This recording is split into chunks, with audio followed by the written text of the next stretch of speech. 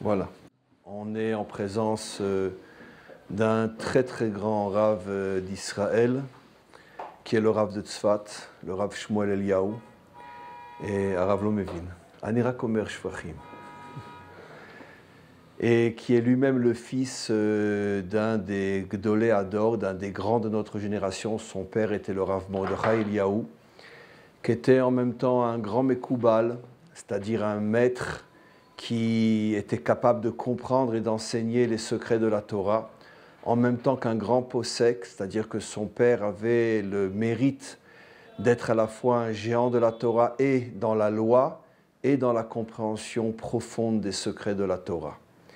Et son fils aujourd'hui, le Rav Shmuel Eliyahu, qui est digne fils de son père et lui-même un grand maître d'Israël, et a eu le mérite d'être nommé Rav de la ville de Tzfat.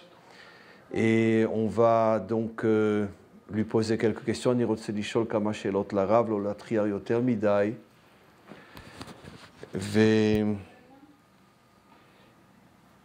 ואם הרב יוכל לענות. אז השאלה הראשונה שאני רוצה, ואחר כך אני מתרגם, השאלה הראשונה שאני רוצה לשאול לרב, רוב הציבור ששומעים אותנו עכשיו הם בחו"ל. חלק גדול בצרפת, אבל יש בקנדה, יש באמריקה, יש בכל מקום. גם ברוסיה יש בהרבה מקומות כאילו שומעים את השידור הזה, וגם ישמעו אותו אחר כך. אז השאלה הראשונה שאני רוצה לשאול לרב, איך הוא מבין את האחריות להיות רב של צפת, שהיא עיר כל כך משמעותי בבחינת ההיסטוריה, בבחינה רוחנית, הזכות להיות רב של צפת. מה זאת אומרת? זה מעל למילים, הזכות הזאת, כי במקום הזה ישבו ענקים כמו רבי יוסף קארו ואחרים, שלא רק למדו את התורה והיו בקיאים בה על כל רבדיה, אלא גם הצליחו לחבר את כל העם ישראל סביב שולחן אחד, שולחן ערוך אחד, דבר שהוא פלא. לזכור שהם חיו לפני 500 שנה, ובתקופה שכמעט לא היה יישוב יהודי בארץ ישראל, והם היו הראשונים שעלו לארץ, והם גם הצליחו לחבר סביב התורה הזאת שלהם את כל העם ישראל, ולהיות ממשיך שלהם זה דבר שהוא בעיניי נשגב מאוד. משתדל לאחוז בשיפולי גלימתם. J'ai posé la question au Rav, comment il comprend le mérite d'être nommé Rav, donc représentant spirituel de l'une des villes les plus sacrées de notre histoire et jusqu'à aujourd'hui. Et d'une manière extraordinaire, le Rav, sans qu'on se soit concerté, a répondu exactement, pratiquement dans les mêmes mots, ce que j'ai expliqué tout à l'heure. D'être le Rav d'une ville où a commencé l'histoire du retour d'Israël sur sa terre, et là où ont vécu les plus grands maîtres d'Israël qui sont arrivés à réunifier le peuple juif, comme Rabbi Yosef Karo, avec le Shulchan Aruch, qui a donc réussi à faire rentrer tous les aspects, toutes les parties d'Israël à l'intérieur d'un code de loi qui est valable pour tous. Et donc cette ville est sous le signe du retour, sous le signe de l'unité. Et c'est pour ça que le Rav dit que le mérite qu'il a de pouvoir continuer ce chemin-là est quelque chose qui le dépasse complètement. הייתי רוצה לשאול עוד שאלה. אני באופן אישי מאוד מאוד מאוד מכבד את הרב, אני שומע הרבה דברים מה שהרב אומר, ואולי הרב לא ירצה לענות, אבל ברוך השם הרב הוא שייך למיעוט הזה שבארץ, לא מאסס, לא מפחד לומר את דעתו, וזה דבר לצערנו לא כל כך מצוי בדור הזה, בפחת ברבנות הרשמית, שכל אחד יבין שזה לא קל להביא את דתו כשאתה שייר לממסד שקשה לפעמים לומר את האמת. והשאלה שאני שואל לרב, איך הוא מחזיק מעמד כנגד הזרם כל כך קשה, והרב ברוך השם תמיד מאוד תקיף בדעתו ויש לו את הכוח, את האומץ ללכת נגד הזרם הממסדי. טוב, זה לא חוכמה כל כך גדולה להיות בכיוון הזה, כשנולדת לאבא כזה גדול שכל חייו היו עמידה על האמת, אפילו ישב על זה בבית סוהר כמה חודשים. כשאתה גדל בבית כזה, זה רק טבעי שתמשיך את הדרך, זה לא... אבל זה באמת לא רק יש גם חיזוק גדול מהעם. אולי בממסד זה לא כולם, אבל הציבור שהוא לא מחויב לכל מיני מוסכמות חברתיות, הוא מאוד שמח לשמוע דברים ברורים. והם מאוד נותנים כוח ומחזקים. כשאתה רואה את בני הנוער, את הצעירים, גם את המבוגרים, אני שומע אותך, זה נותן כוח. Il a toujours le courage de se dresser contre, de dire son avis et parfois même de mettre sa position en danger dans la mesure où il va à contre-courant de la pensée unique qui généralement dirige un État et dirige les peuples. Je lui ai demandé d'où avait-il ce courage de toujours se lever un contre tous. Et il m'a répondu qu'il tient cette force de deux choses. D'abord, d'être le fils de son père. Son père était un grand homme qui lui-même a toujours eu le courage de se tenir seul face au courant officiel. Et ça lui a même valu de passer quelques mois en prison lorsque les autorités ont jugé qu'il allait trop loin dans sa révolte contre le courant officiel. Je parle de son père. Et aussi, la deuxième partie de la réponse était que de plus en plus, même si le courant officiel est le seul que l'on entend, malheureusement, mais il faut savoir que le peuple, lui, est très différent de ce courant officiel. Et le Rav puise sa force, justement, de ce peuple qui ne cesse de comprendre de plus en plus où se trouve la vérité vraie. C'est bon, Shmuel? אז אני רוצה לשאול לרב עוד שאלה אחת, נראה לי מאוד חשובה, כיוון שרוב הציבור ששומעים עכשיו בלייב וישמעו גם אחר כך באתר את הוידאו, את הפגישה הזאת, מה המסר של הרב לאותם היהודים שלעת עתה עדיין לא הגיעו לארץ, איך אפשר לשכנע אותם, לחזק אותם, שיעשו את הבחירה הנכונה? לעלות לארץ ישראל. כתוב על עם ישראל, אם הם לא נביאים, הם בני נביאים. מה פירוש בני נביאים? כשאתה פותח את התנ"ך, ואתה רואה מה אמרו הנביאים, אז אתה בתור בן, או נכד, או נין, יכול להתחבר לנבואה הזאת. אלוקים אמר לאברהם, אמר לעם ישראל, אמר למשה, אמר לישעיהו, לירמיהו, ליחזקאל, כמעט לכל הנביאים. שאחרי הגלות יהיה קיבוץ גלויות. לפני 150 שנה היו בארץ 7,500 יהודים. זה חצי אלפית מעם ישראל. לפני 100 שנה, בסיום מלחמת העולם הראשונה, היו פה כבר 64,000 יהודים. אז כבר התקדמנו, 0.5%. לפני 70 שנה, בהקמת המדינה ב-48 בתש"ח, היו כבר 650,000, זה כבר 5%, בערך, פחות או יותר. והיום יש 6.5 מיליון, כמעט חצי מעם ישראל. אנחנו רואים איך הקדוש ברוך הוא מקיים את דברו, ולאט לאט עם ישראל מתקבץ לפה, ומאידך, עם ישראל בגלות הולך ומתכווץ.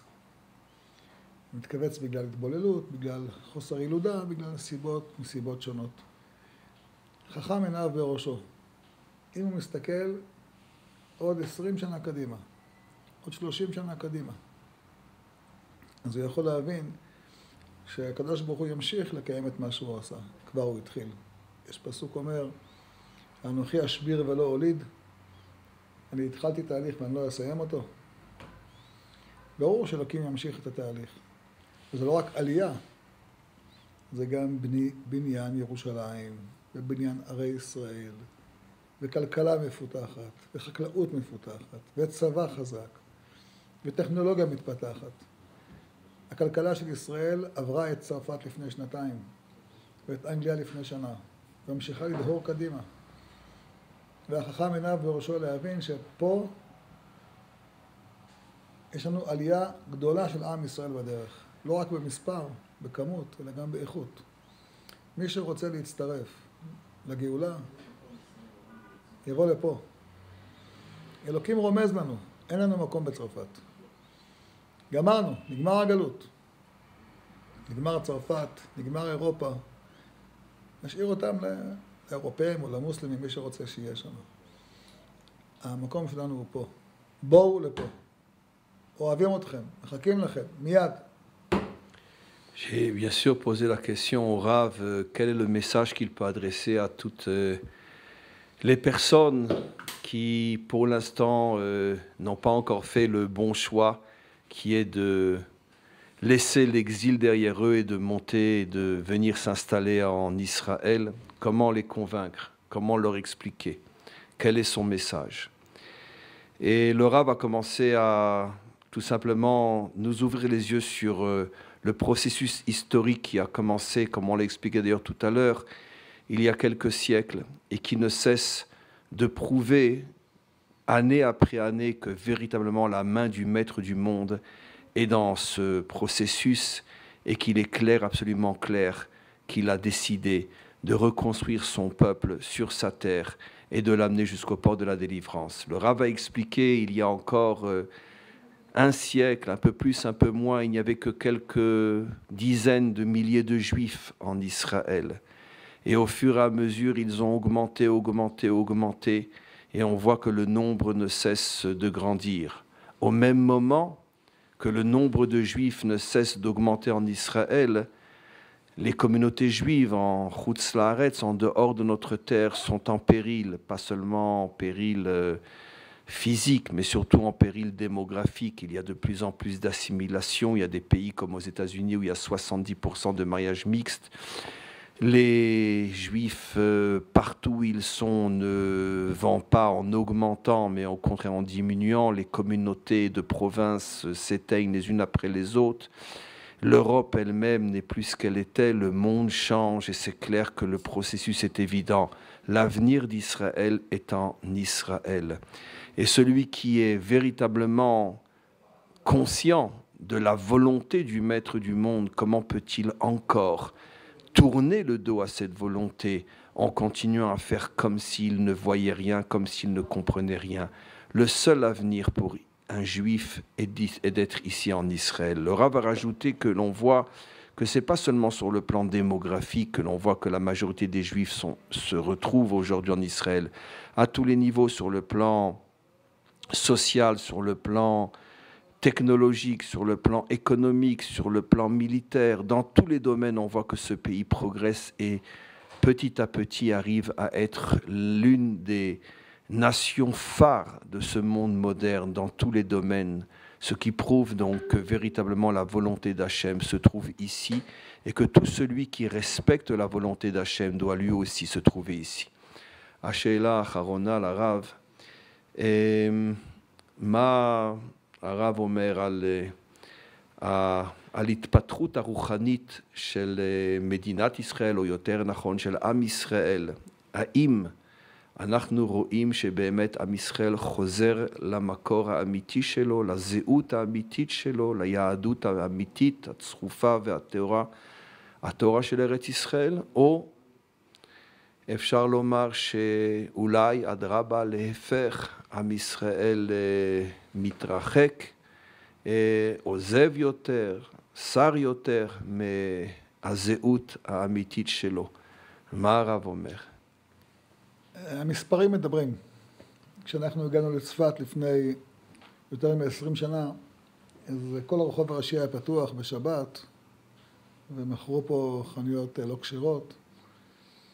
היום הכל סגור בשבת, הכל כשר. זה לא שאנחנו עשינו איזושהי פעולה מיוחדת לבוא, לשכנע אנשים. הם התחזקו. ככה, כמו שקורה פה, קורה בכל הארץ. גם באילת.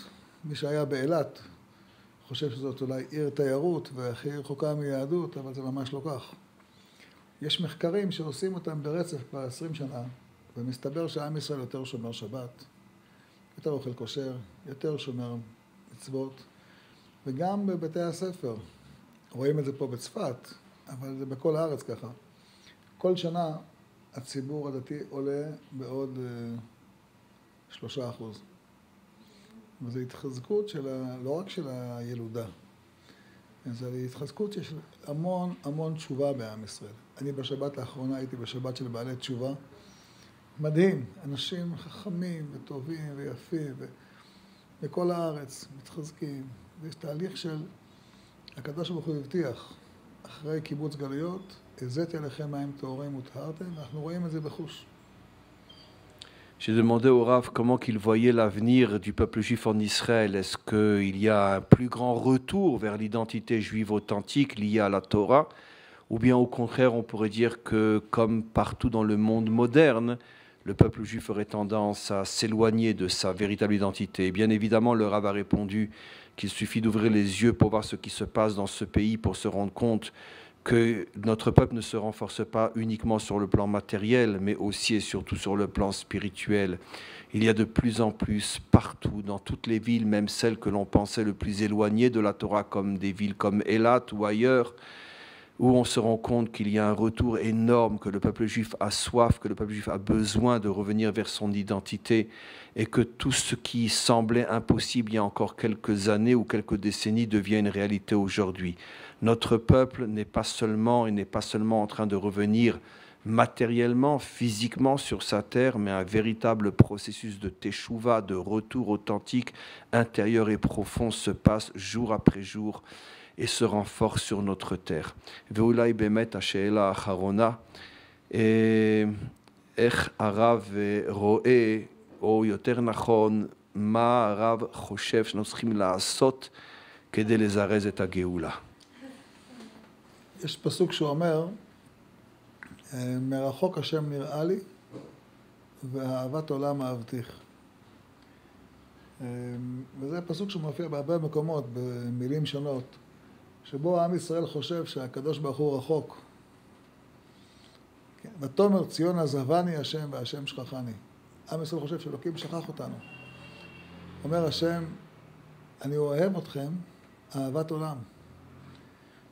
אני אוהב אתכם יותר ממה שאמא אוהבת את הבן שלה.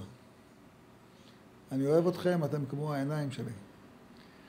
כשאדם שומע את המילים האלה, הוא מתמלא אהבת השם. צריך לזכור שאחרי 1900 שנות גלות, שהיינו מורחקים מהשם, התחושה בלב היא תחושה של כעס. שהוא כועס עלינו, ואולי אנחנו רחוקים ממנו.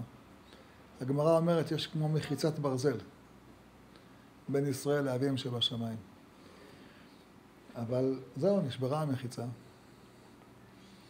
וברוך השם, הקדוש ברוך הוא מאיר לנו פנים.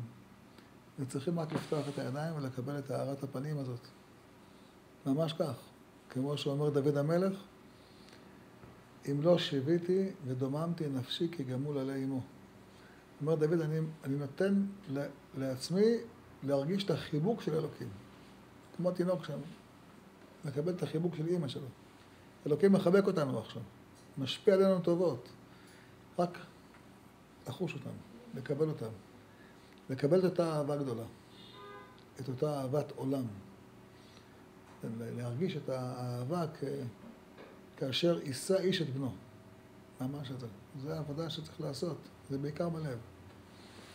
J'ai posé la dernière question au Rav, comment agir pour aider le processus qui a commencé et précipiter la délivrance finale.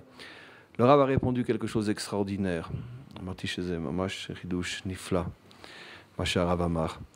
Il a dit qu'en vérité, aujourd'hui, notre travail est de surtout prendre conscience combien les choses ont changé et combien Hachem nous aime. Comme une mère qui aime ses enfants, comme un père qui aime son fils.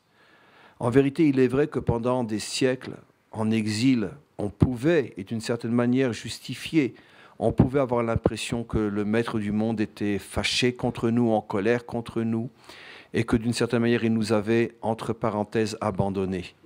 Mais l'histoire de ces dernières décennies nous prouve à quel point cette période est révolue, combien le maître du monde nous montre et nous manifeste à nouveau son amour infini.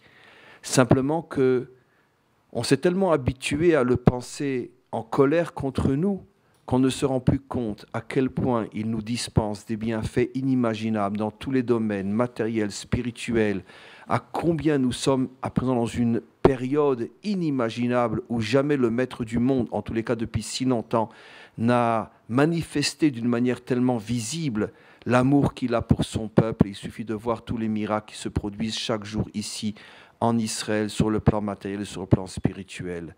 Donc c'est ce que le Rav a dit.